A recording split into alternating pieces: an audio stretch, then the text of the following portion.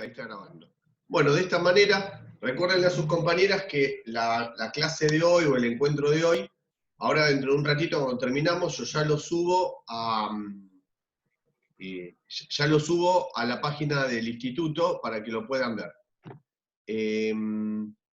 Buenísimo, buenísimo, Soledad. Bueno, arrancamos nomás, ¿les parece? ¿Sí? Sí. Muy bien. Bueno, chicas, en principio yo había pensado, bueno, son varias cosas, ¿sí? Para este tercer encuentro que tenemos hoy. El encuentro es cortito, va a ser solamente de 40 minutos, porque el sistema me permite solamente clases de 40 minutos, y no podría hacer una segunda clase con ustedes, porque teóricamente yo los martes doy de 17 a 18 con ustedes y me voy corriendo de 18 a 19 con las chicas de primero C. O sea que yo, 17 a 40, cuando termino no tendría tiempo para otra reunión, porque hoy tengo otra reunión con las chicas de primero C. Así que bueno, vamos a hablar 40 minutitos y si necesitamos hacer otra reunión más adelante, obviamente que la vamos a hacer.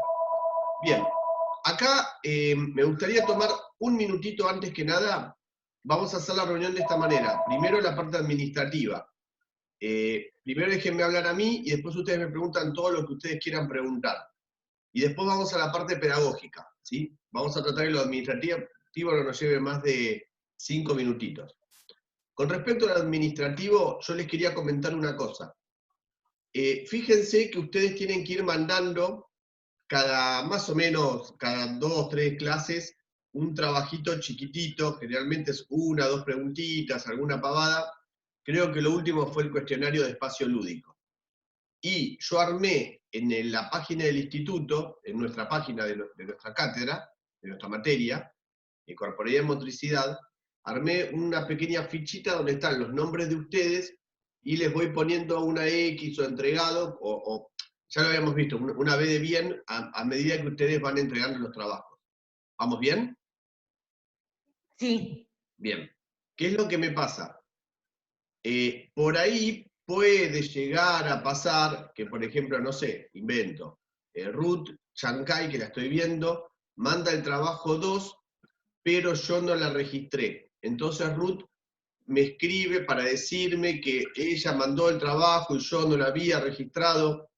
Yo lo que les quiero decir son 2 cosas. No me manden un correo diciéndome que ustedes escribieron y que yo, porque por ahí se perdió, no lo encontramos. Directamente me reenvían el trabajo. Leo, yo lo había mandado a tal fecha y no lo pude mandar, te lo reenvío y punto. ¿Sí? Solamente lo reenvían porque si no veo los correos que yo le mandé y explican y es bastante largo. Y lo segundo que les quería comentar, tengan en cuenta que tengo comisiones de 30, 40 alumnas, son muchísimas, más otros trabajos, como por ejemplo, yo estoy también en la facultad, estoy en un colegio, entonces cuando me llega, tengo tantos alumnos que no llego, o sea, ustedes me han mandado los trabajos, yo los voy corrigiendo, los voy pasando, no es automático, por ahí muchas de ustedes me dicen, Leo, te mandé mi trabajo ayer y todavía no aparezco en la planilla. Y lo que yo les decía era, no, quédense tranquilas, que no están en la planilla, porque no actualicé la planilla, no puedo actualizarlo cada 48 horas, se me hace imposible. Por eso fíjense que cuando yo subo una planilla nueva, viene la fecha de actualización. Si ustedes mandaron el trabajo antes de esa fecha de actualización y no están, bueno, ahí sí, pero por ahí mandan el trabajo, fíjense la fecha, y si es una fecha anterior, no se preocupen, que tarde o temprano yo las voy a hacer, les voy a ir poniendo todo. Les digo para no hacernos lío con la plancha. ¿Se entendió más o menos lo que dije o fui medio confuso? Porque no me escuché cómo sonaba, como que era medio caótico, como lo expliqué. ¿Se entendió? Bien, Soledad. Bueno, con respecto a dudas, preguntas, algo de empezar, ¿hay algo que quieran preguntar, que las aqueja, que quieren preguntar? ¿Algo?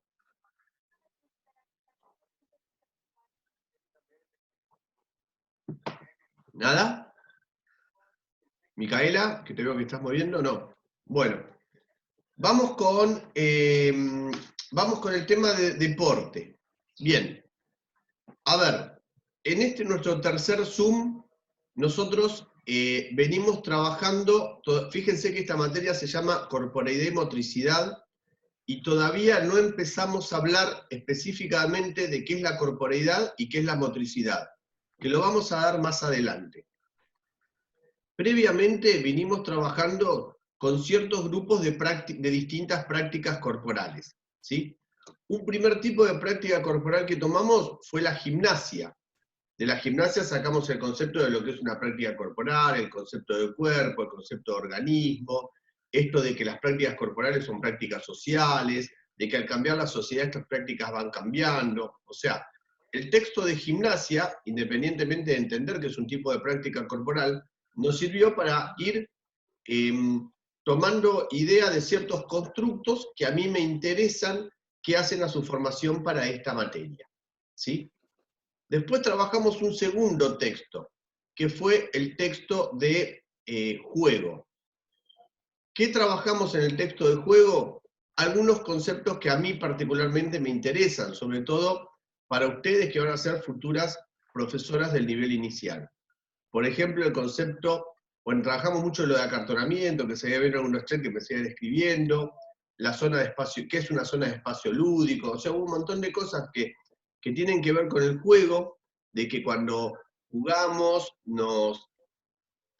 como es, entramos en un mundo distinto, un montón de cosas, no quiero volver a juego, que nos van a servir para ver esto, el tema de las prácticas, distintas prácticas corporales. Y ahora entraríamos en un tercer grupo de prácticas, que son los deportes. Que vamos, de deporte muchísimo. Es más, me juego que ninguna de ustedes en su vida no ha hecho un deporte. ¿Quién no ha hecho un deporte o consume deporte? Ve fútbol, ve hockey, ve rugby, ve, yo qué sé, automovilismo. O sea, el deporte es algo que a nosotros nos cruza por todos lados. Lo que yo quiero lograr con ustedes, como futuras formadoras de sujetos, es poder tener una mirada crítica. Vamos a tratar de ver al deporte desde otra mirada, desde otros lugares. Para poder entender al deporte de esa manera, es que empezamos hablando del deporte desde sus orígenes. Tenemos que entender cómo se originó el deporte para poder dimensionar qué es el deporte. ¿Vamos bien hasta acá? Sí. ¿Preguntas? ¿Algo que quieran preguntar? ¿Nada? ¿Sigo nomás? Chicas, pregunten sin ningún problema, ¿eh? Miren que no estoy marcando quién pregunta mal, quién pregunta bien. Yo quiero que se saquen todas las dudas, que no haya dudas. La que quiera me interrumpe, no hay ningún problema. Bien. ¿Cuándo creen ustedes que nació el deporte? Vamos por parte. ¿Saben ustedes lo que es la modernidad? Les pregunto Sí, porque vimos con otros el años profesor Perdón, ¿cómo te llamás? Porque Agustina. ¿Cómo? Agustina. Agustina, ya te había preguntado la otra vez, Agustina, y me había olvidado. ¿Sabes por qué, Agustina? Porque veo un número, entonces me parece feo decirte cómo te llamas. 881. Es horrible. Bien. Cuando Con Kieffel habíamos llegado a ver la ¿Cómo? modernidad. Con Con Kieffel. Claro, porque todos los años, cuando yo curso, bueno, con ustedes digo, cuando curso con primero C, José está dando la modernidad, cómo se dio, cómo se entonces, a mí me viene como anillo al dedo y vamos trabajando, ¿no? Esta de las distintas etapas de la historia, la edad antigua, la edad moderna, perdón, la edad antigua, la edad media, la edad moderna, y bueno, estas características que se empiezan a dar en la modernidad, fundamentalmente hacia el siglo XVIII, XIX, que se consolida hasta principios del siglo XX, y que determinan un tipo de sociedad particular, de modo de gobierno particular, de modo económico particular, de modo educativo particular, o sea, cambian un montón de cánones, por eso decimos que estamos en otra etapa de la historia, es la edad moderna. Inclusive, con José siempre nos peleamos en el buen sentido. Yo le decía que estábamos ahora en la posmodernidad y él dice que estamos en una modernidad tardía, no estamos en la posmodernidad. Y me hace una explicación, bueno, y obviamente siempre me gana, ¿no? Le digo, tenés razón, que le voy a decir. Pero está muy bueno cómo íbamos enlazando las dos materias. No sé cómo venimos ahora y cómo lo podríamos armar. ¿Ustedes me podrían decir 3 características, una cada una? ¿Quién se anima de la edad moderna? La revolución industrial. ¿Puedes Bueno, decir eso? muy bien. La revolución industrial es una de las situaciones que da lugar a la modernidad, ¿sí? ¿Y qué es lo que permitió la revolución industrial, chicas? La aparición del trabajo del obrero asalariado. Muy bien, la aparición del obrero. O sea, la revolución industrial lo que produce son fábricas y esas fábricas tienen obreros, ¿sí? Ujú. Y ese obrero es un asalariado. ¿Vamos bien? Sí. Bien. Ahora, fíjense que cuando aparecen las fábricas y a esas fábricas van muchísimos obreros, empieza a cambiar la configuración de las ciudades. En la Edad Media, la gente vivía en aldeas. En la Edad Moderna se empiezan a hacer ciudades, grandes urbes. ¿Por qué? Porque los polos de fábricas, los polos obreros que se van haciendo, los obreros empiezan a vivir cerca de las fábricas y se empieza a generar un montón de gente en las ciudades. Y esa aparición de gente en las ciudades empieza a traer algunos problemas con respecto a la salubridad, con respecto a la higiene, con respecto, o sea, ¿qué haces con esa masa de gente que está viviendo mucha gente en un lugar muy chico? ¿Sí? Eso por un lado. Por otro lado, en la Edad Media, cuando no había obreros, la gente era dueña de su trabajo. Por ejemplo, el carpintero producía, no sé, una silla, cuando vendía la silla, él era la silla, o sea, él era su trabajo. Cuando vendía la silla recibía una plata y por esa plata compraba otra cosa. No sé, el pastor tenía animales y cuando los vendía recibía plata. O sea, cada uno era dueño de su trabajo.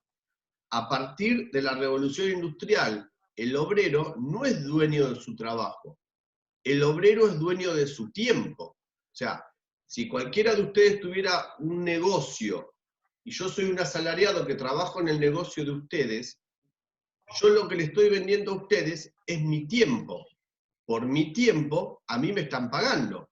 No sé, si ustedes tuvieran mucha plata y ponen un kiosco, y yo trabajo en el kiosco para ustedes, ustedes me dicen, de 8 de la mañana a 2 de la tarde, Leo, vos trabajás en el kiosco. Ahora, el kiosco no es mío. Es como que yo te estoy prestando mi trabajo y vos me das una plata por ese trabajo. Te genero 10 pesos, me pagás 6, los 4 que quedan son lo que Marx llama la plusvalía. Muy burdo dicho. ¿Vamos bien hasta acá? Pero Sí. cuando yo estoy vendiendo mi tiempo de trabajo, yo por ejemplo en este momento como profesor, a mí la Dirección General de Cultura y Educación me está pagando por estar dando esta clase.